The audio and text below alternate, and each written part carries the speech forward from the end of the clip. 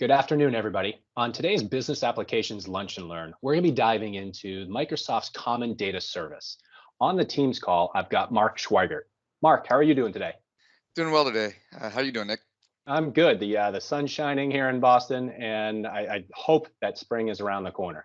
Yeah, I've got my windows open and getting a nice spring breeze through the windows. So um, similar in Virginia here. Yeah, that's great. I feel bad for Minnesota, who's expecting a foot of snow tomorrow or this Yeah, weekend or what have you. yeah. I heard they have snow in Canada right now too, in parts. Unbelievable. Well, we're really excited, right? So the Common Data Service is really getting a lot of attention from our customers, and we wanted to educate around here is the value and what exactly does the Common Data Service represent for Microsoft customers in that business applications ecosystem. Yeah, so a few things, and I'll share some of my desktop here, but I would say it's a few things. First, and when I get into this conversation with people about the Common Data Service, I usually take a couple different um, angles, right? One of them is what is it, why. A lot of it is the how, and kind of then bringing it all together to kind of really understand what why that matters to a customer, right? So Yeah, let exactly. me kind of share my desktop. And one of the things, one of the ways that I've tried to help people understand this question of the Common Data Service is I've recorded a video on YouTube that walks people through it, perhaps from a different perspective than some of the material that we already have out there. And here's a short link, an AKA.ms link to that video. One of the things I start off with is explaining that we have good documentation on what the Common Data Service is. Um, it's first and foremost part of PowerApps and part of the Power Platform. Um, and just like PowerApps, Flow, and Power BI are low-code technologies to empower the citizen developer and power user, all the way to the professional developer to build applications to act, processes to automate, and reporting to analyze. The Common Data Service is similarly a low-code technology to enable building business applications. And so one of the ways I describe in this video to kind of think about the Common Data Service is imagine if you had the data modeling and rapid forms over data building capabilities of Microsoft Access, but in a web delivered architecture in a cloud service um, with enterprise grade features. And so that's usually something that those who understand what Access is, that's something that resonates with them.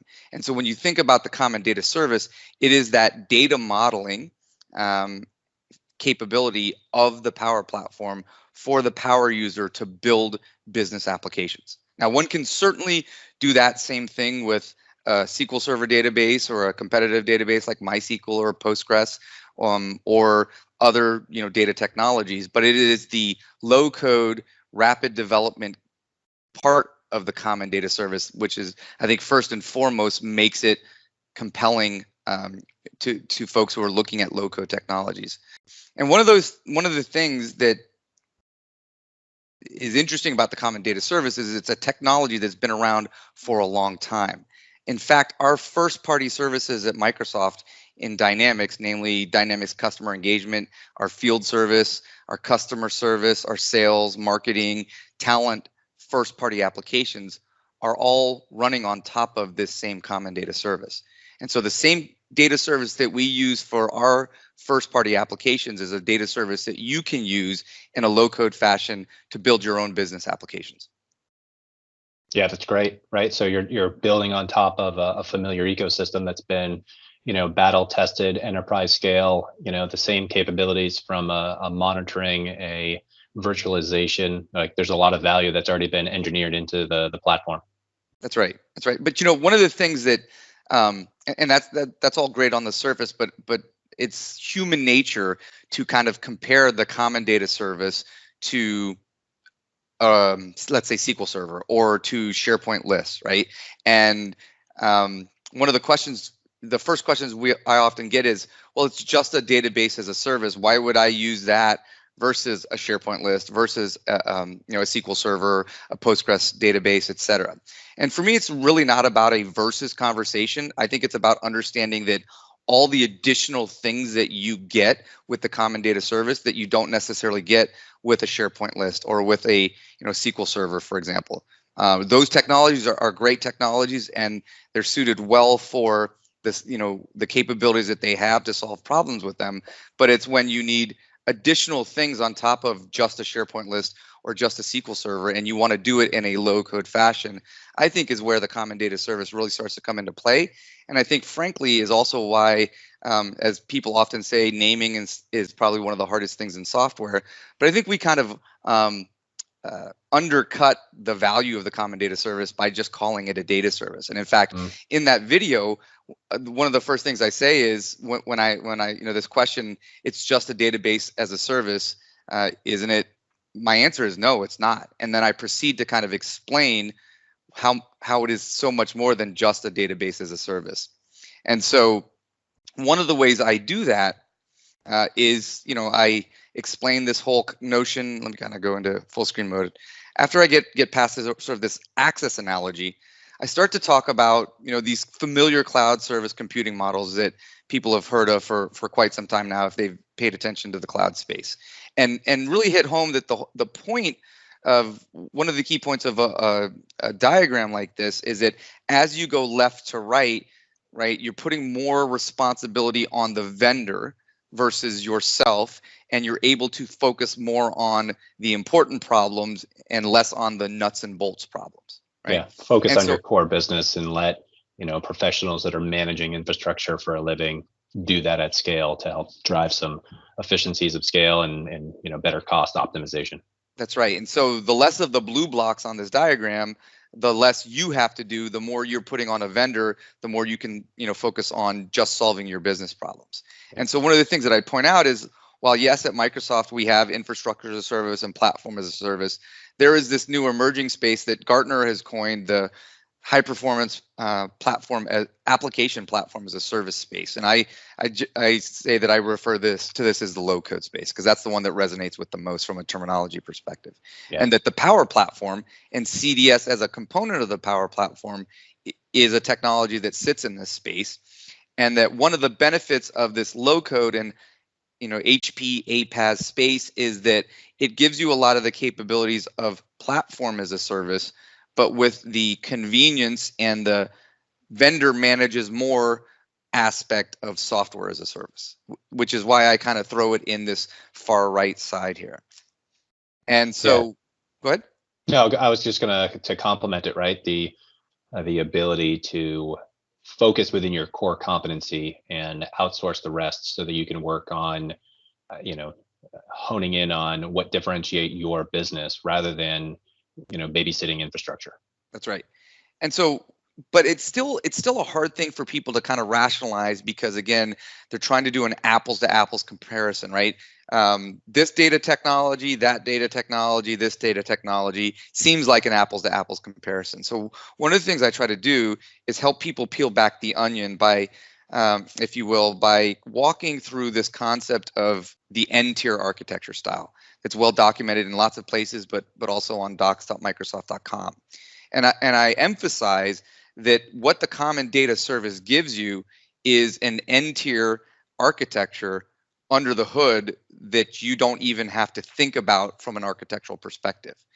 Because most business applications, traditionally and historically, and even today, are built on either an N-tier architecture or, as technology evolves, a microservices architecture, right?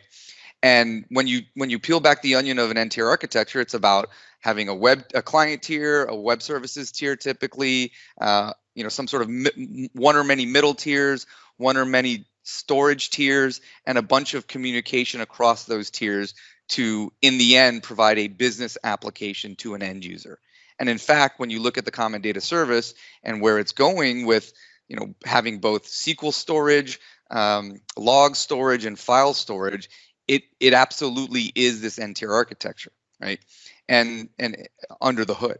And when you kind of go through this architecture, and one of the things I explain in the video is, I kind of, again, step by step, I say, and this is the kind of infrastructure it would take And then, oh, by the way, if you click on this link here, it takes you to an actual, and so this is sort of more logical. This is an actual Azure representation of running an architecture like this with traditional infrastructure as a service. And then I go through and I explain a number of things. And then I say, well, if you then, so you have to deploy, manage, scale, do all these things, right? Within this architecture. And then if you wanted to have disaster recovery, right, you'd have to then evolve this architecture across 2 Azure regions or 2 data centers.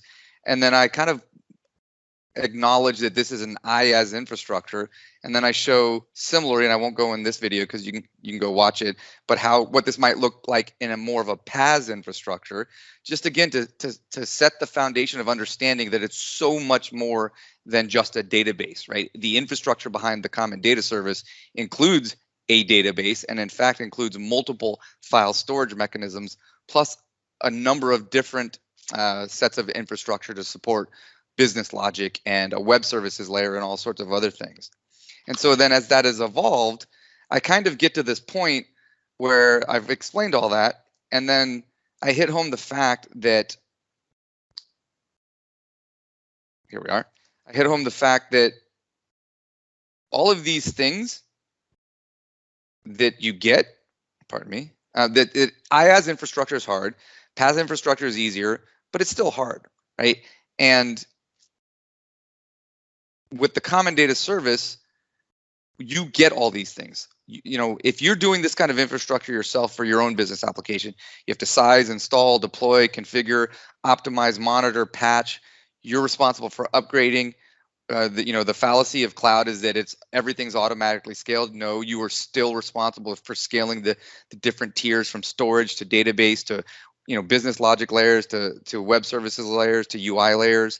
You're responsible for defining high availability, disaster recovery, backup restore, infrastructure security, auditing, encryption at rest, industry compliance. These are all things that you still have to do even after you've gotten the convenience of infrastructure as a service or platform as a service. And with the common data service and with the Power Platform in general, Microsoft does all of this for you. And that really is one of the key value propositions, if you will, of the common data service, in addition to the fact that it enables the power user, the citizen developer, or even the professional developer to rapidly build out a data model that gets exposed through this infrastructure, is that you don't think about all these things. That's taken care of by Microsoft. Yeah, and it's critical to point out, right? So from a technical architecture, it comes around flexibility and speed. So if I'm a vice president of customer care, building out a call center or a customer service infrastructure, or if I'm a vice president of sales, or I'm looking at, bringing in applications onto the common data service, the value to that executive is it, and correct me if I'm wrong, is it the speed?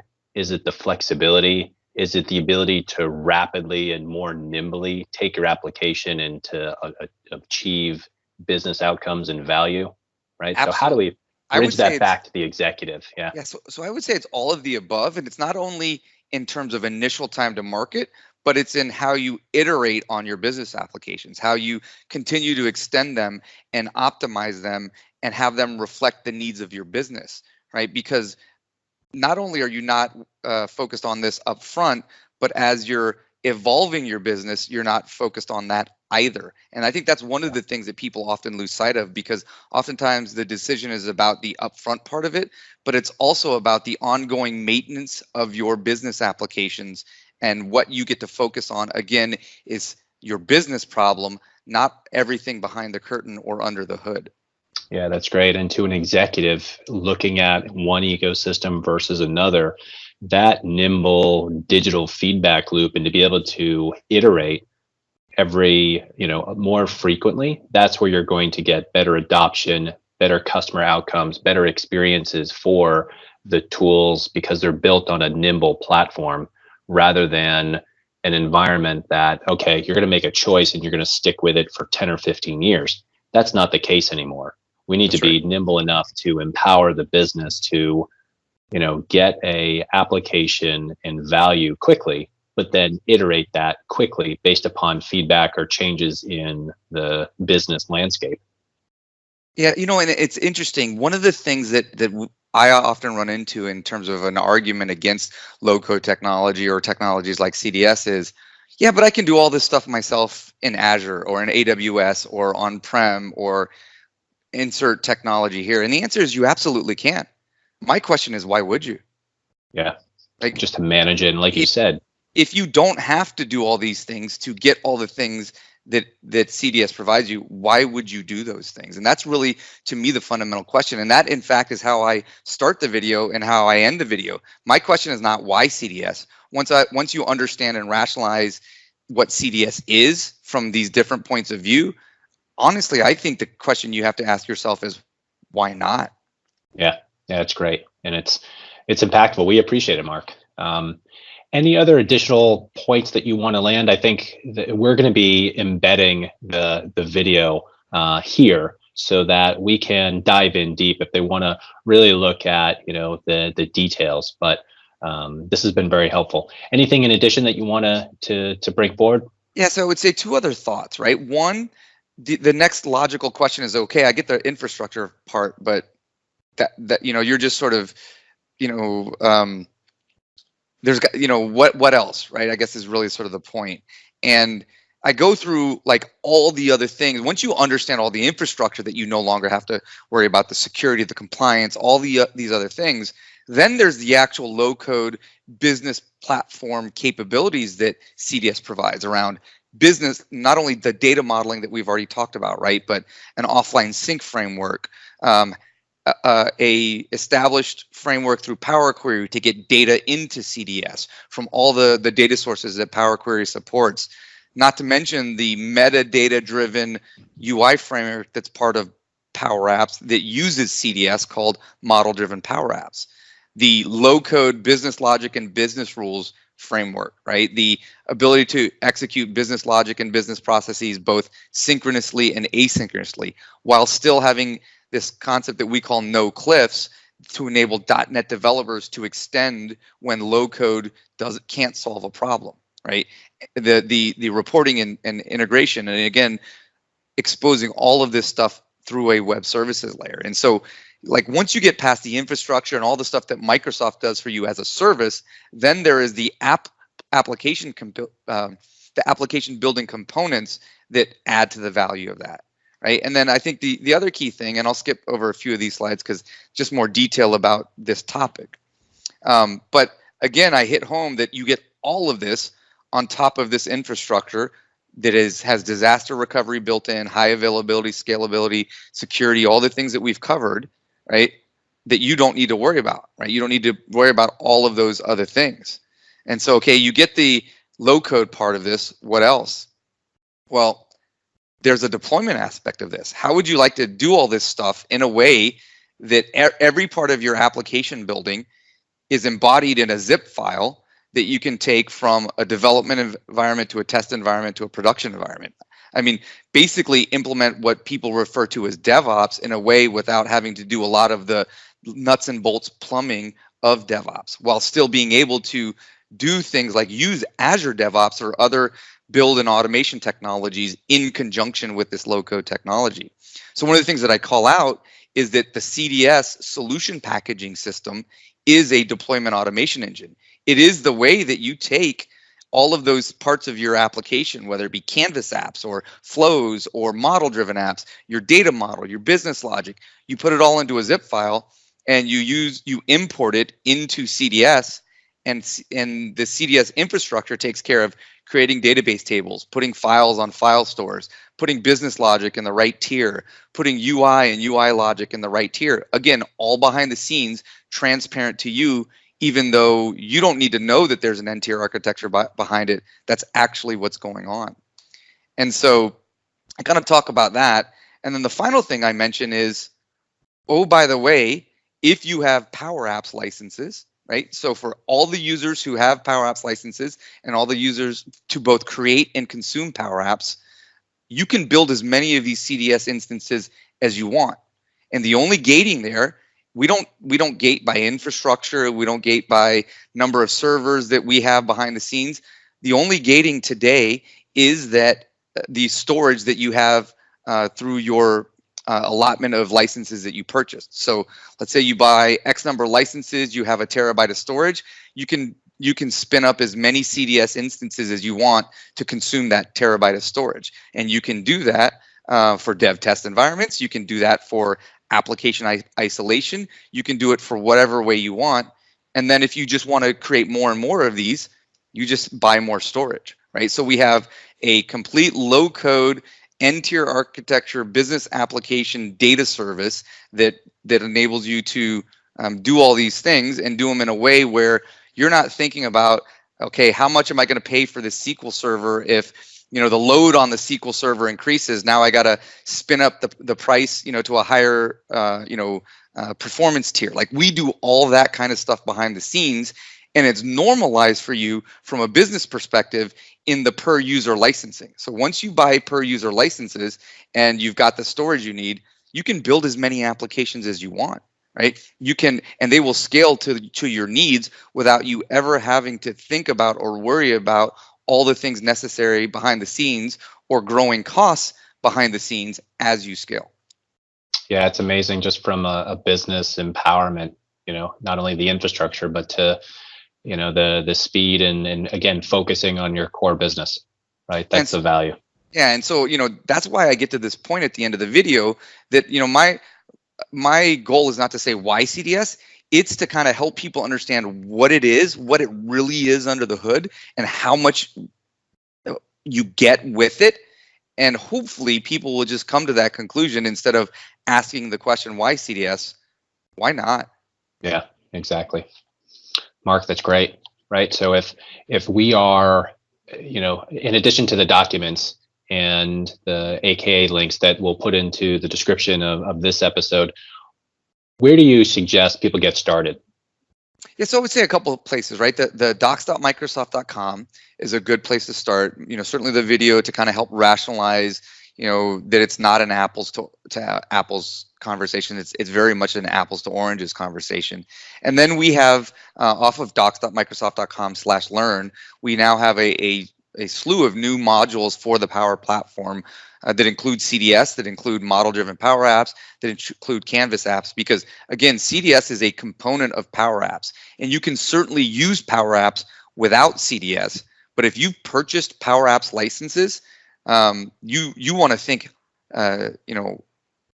strongly about the idea of using it because you're already paying for it. So again, that serves that whole why not question as well. So I would say the docs.microsoft.com documentation, the readiness materials, the videos I have, and then the not so well kept secret is that CDS is the technology that's been powering Dynamics for years. And so if you ever come across anything about Dynamics extensibility or a term called XRM on the internet, all of that knowledge amassed for all the years that Dynamics 365 customer engagement has been around is good learning material that applies to using CDS. Mark, yeah, thank you. This has been excellent, right? So to help educate and to understand, here are the advantages. We appreciate your time today. Again, thank you for, I know you're really busy, and the ability to help share this with our community. I think it's something that there's going to be a lot more conversation. So we look forward to getting that update out there. So, but again, thank you very much for your time. This has been excellent. Any other parting words? No, I'd say thank you for the opportunity. Thank you for your time and doing this. It's great that you're helping through this vehicle, getting more people to have an opportunity to learn about these things. And let me know how I can help in the future.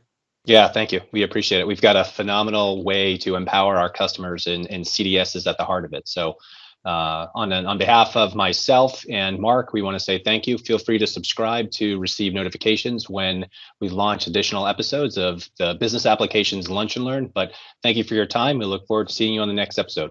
Thanks, Mark. Thank you.